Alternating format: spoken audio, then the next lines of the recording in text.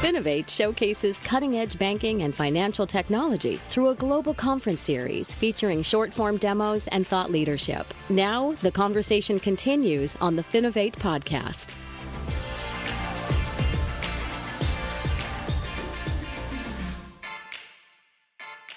Hello and welcome to the Finovate podcast. Joining me today, we have Patrick Chun, the founder and managing partner of Juxtapose, a really interesting VC firm. Patrick, thank you so much for taking the time to join me today.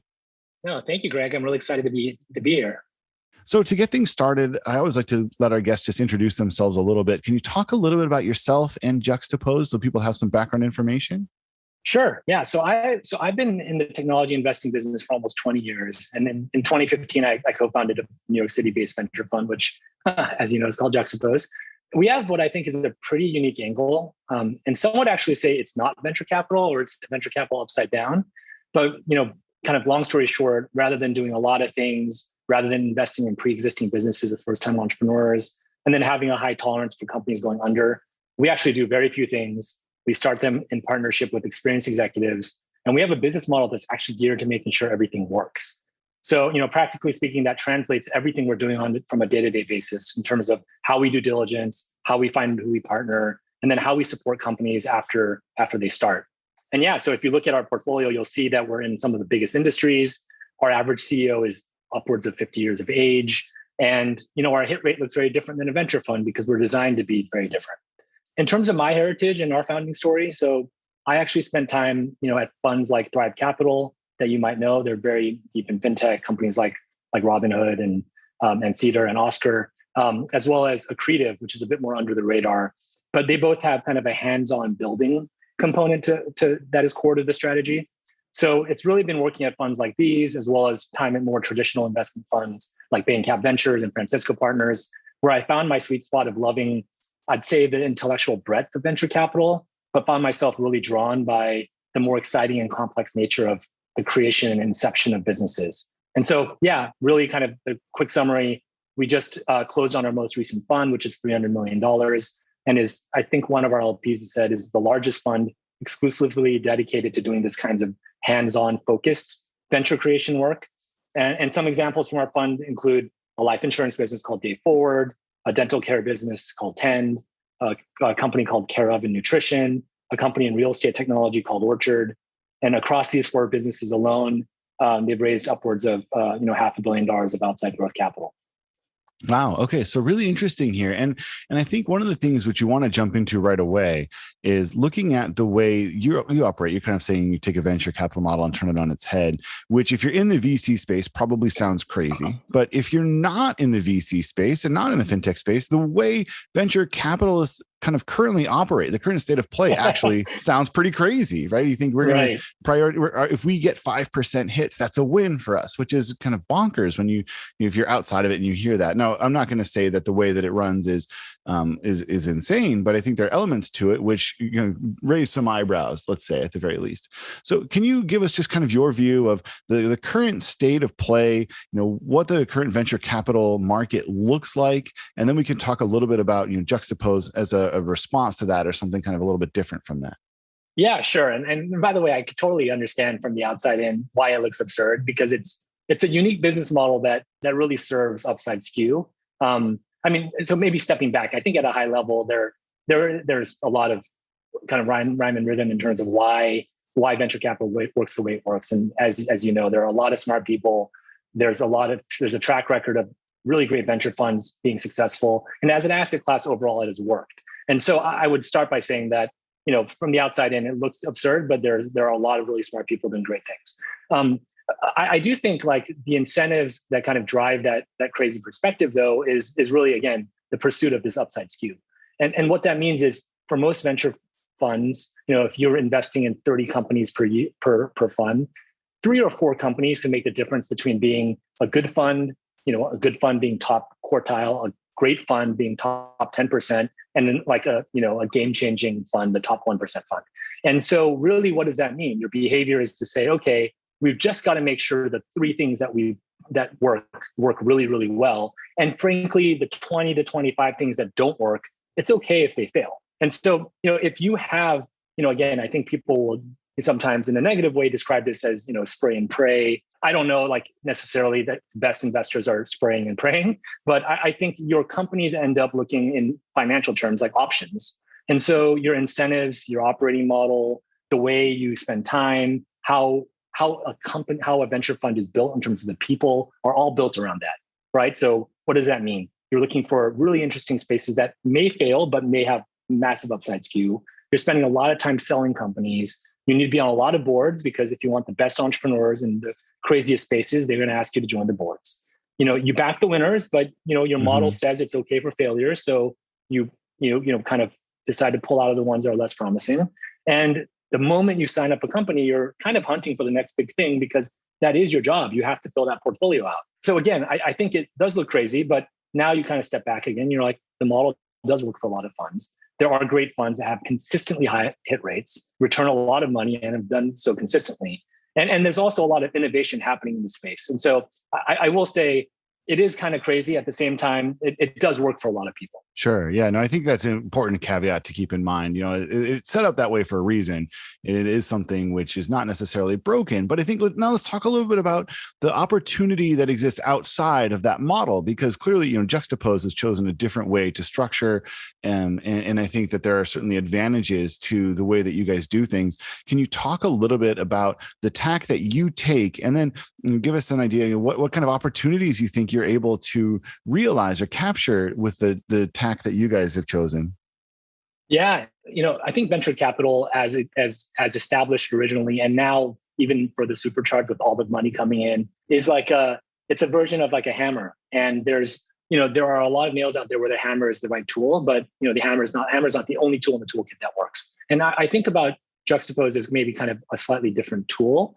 And in certain categories, in certain industries and business opportunities, we're going very deep, doing very few things, and doing those things really well with really experienced entrepreneurs actually enables better outcomes, not just for a portfolio, but for the partners that we partner with in a way that, complements, I think, what venture capital traditionally does.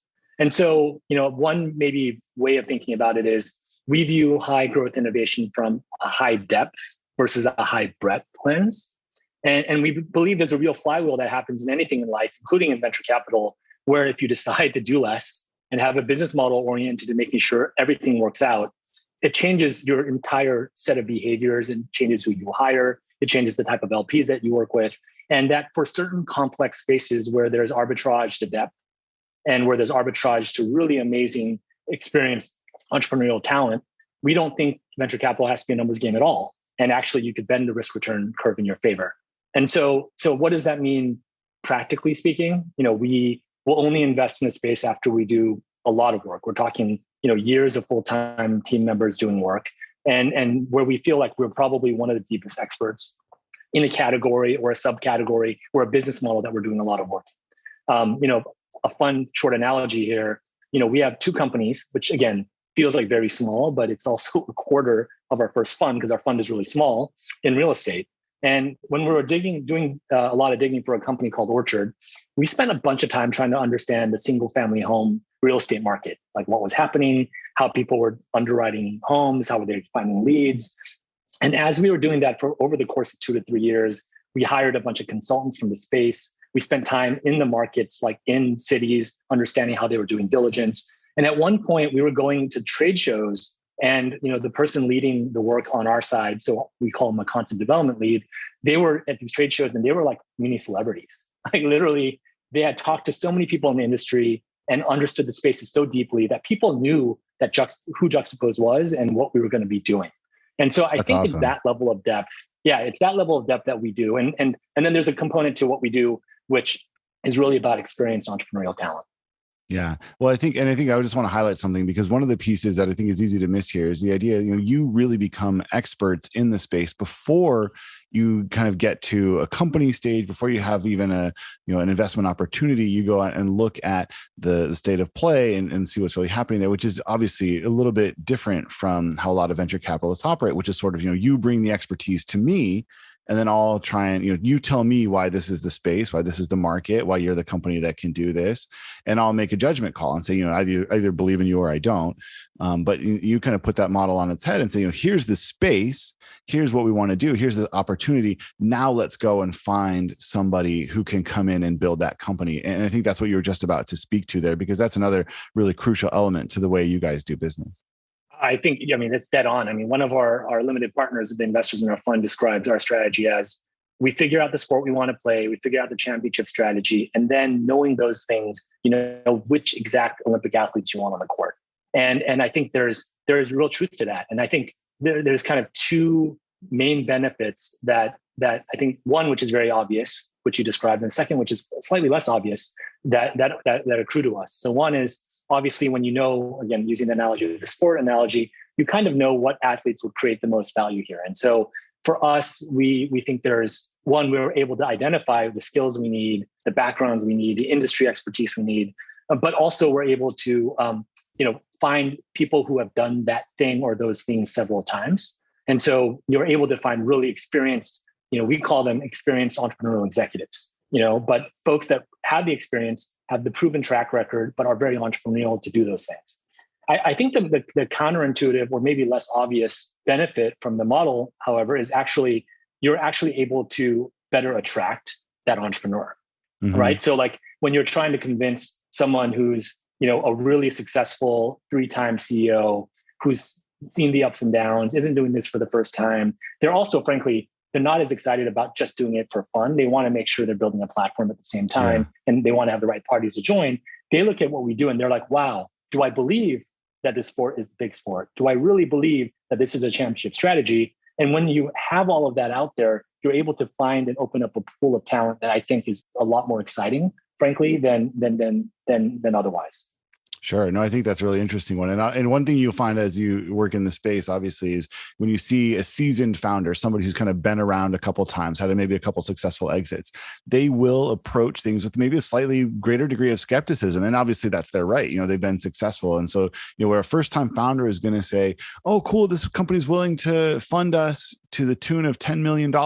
That's great. Let's get the press release going. This is a big deal for us. The third-time founder is going to say, well, do I really need 10 million? What are the terms like? They're going to be a lot more critical. And I mean, just to your point, that just kind of underscores the experience that they have and the likelihood that they're going to grow into that really successful company that's going to dominate the space. I do have an eye on the clock here, and I want to just make sure we get to kind of the last question, which I have for you, which is, knowing what you've obviously seen multiple sides of the VC coin. You've been in some more traditional ones, and obviously Juxtapose maybe less so. What advice do you have for early stage fintech founders? What should they be thinking about as they evaluate their potential sources of capital? Yeah, I think it's a good question. And I think right now, by the way, it is a golden age of fintech innovation, and there's a lot of investors that are interested in supporting this innovation. And so I think it's a really good question for early stage founders to have top of mind.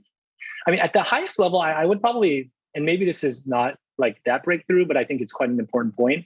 I think finding investors that are your complement versus finding investors that look and feel like you is probably like the maybe biggest nudge I would give for especially first-time founders who are thinking about businesses. And I say this because I think sometimes it's easy from the outside. If you're starting a business and you're in fintech, you might have some really quick heuristics around, okay, well, have they invested in really great fintech businesses before? Or, do they look and feel like me? If I'm building a product company, do they have product experience? And, in a way, I think it's not a bad place to start to really understand like what kind of sources of capital are a good fit, what kind of, venture partners, maybe if venture is a good fit for you, would be a place to start in terms of raising money.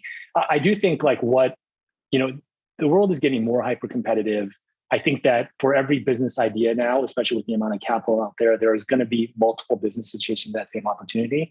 And so like maybe a lot of other, venues in the world, figuring out who can help you do the things either that you're not good at or blind spots that, you're lightly aware, or maybe not even aware that you have, is probably the best place to start. And so I think, again, if you're if you've been in the fintech world or you've been working at a financial institution for 30 years and you're looking to build a business, maybe the person that you want around the table and the right firm, whether it's venture capital or angel money, or maybe it's friends and family, even you don't need to raise venture capital all the time, is someone who complements the fact that you've never, built a digital product before, or if you deeply understand how to build businesses around operational and regulatory complexity, but you've never had to think about the go-to-market to build a business in the venture context. Is this a venture fund that really understands, the enterprise go-to-market motion in a way that you would never understand? And so I think that complementarity is something that sometimes is often underlooked, especially when there are shiny objects in front of you, like a firm that maybe looks like, they just backed 3 or 4 other fintech unicorns, et cetera. And so I think just trying to do that introspection would be the place to start. Yeah, I think that's such a critical step. And it's something which it's understandable why people would avoid it. If you go up to someone and say, hey, tell me in detail what all your weaknesses are. This is not a question that's liable to win you a ton of friends, right? People, and it's not something that most people are looking to do themselves. If I'm going to sit down and make a list of all the things that I'm terrible at, it's not a super appealing prospect. But at the same time, it's such an important element of becoming successful, because if you don't know what your own weaknesses are, you can't possibly overcome them. And believe me, the industry will expose whatever weakness you have, right? We've seen that. We know that totally. When you look at the number of companies that don't make it in the fintech space, and you think you can't afford to have a weakness that you don't know about. And if you do know about it, then you can go out and try and find some help and find somebody who can complement that. And I think that's such a good idea. It's not, rocket science in the end, but it's something which you can see why a lot of people would avoid it. And it's such a crucial element to it. Well, Patrick, I really have enjoyed our conversation here. And I think Juxtapose is just fascinating. I'm glad you were able to come on and tell us a little bit about how it works and your views on it, because it's such a unique way of looking at things. And certainly, I wish you all the success in the world. And hopefully we see some of your companies on the Finovate stage here at some point before too long, when they're ready to make that big splash. No, thank you for hosting us, Greg. And we're really excited about the opportunity in financial innovation broadly, and we're spending a lot of time there. So hopefully we have a few businesses and entrepreneurs that partner with you guys. Excellent. Well, sounds good. Thanks again, Patrick. Really appreciate it. All right. Thanks, Greg. The Finovate podcast is produced by Informa Connect in association with Provoke.fm Media. Check out Finovate.com for information on Finovate's upcoming shows and to learn how you can get involved. The discount code Finovate Podcast will save you 20% on tickets to all of our events. And you can email us at info@finovate.com for information on sponsoring, speaking, or demoing. Thanks for listening.